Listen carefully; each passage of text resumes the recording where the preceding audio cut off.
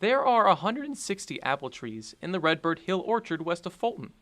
Liberties, Empires, Arkansas Blacks, and King Davids. They fooled Leemer Cernohlavek. It had been a rainy summer and it was going to be a bountiful harvest.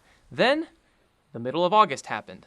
Well, I went up there one day to examine the condition of the trees, and on the Empires I saw lots of apples, but then I went there the next day and they just about dumped everything that they had on them from the previous days. What started as an FFA project in high school developed into a small business that survived 30 years.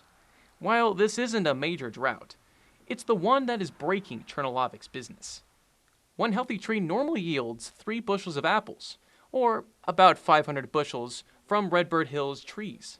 This season, he expects to have about 25 bushels of apples from 160 trees. It depends how long the drought lasts. If we don't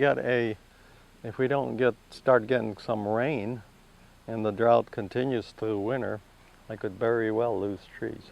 One bad harvest is survivable, but the loss of trees? That could be the end. Pretty depressing. There went my crop.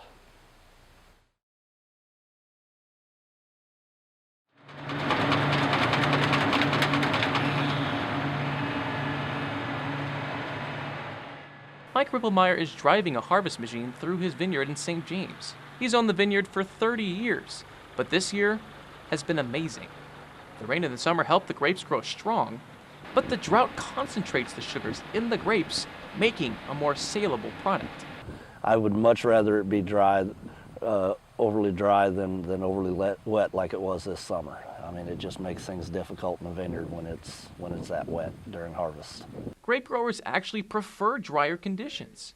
Rain can wash away the chemicals used to fend off grape fungus. Without these chemicals, the fruit is at risk of massive losses. It's that aggressive. If you're not watching it and you get black rot in it, your whole crop can fall to the ground in less than a week. This weather has helped create a fungus-free, sugar-saturated, abundant grape crop, one of Ripplemeyer's best since the drought of 3 years ago.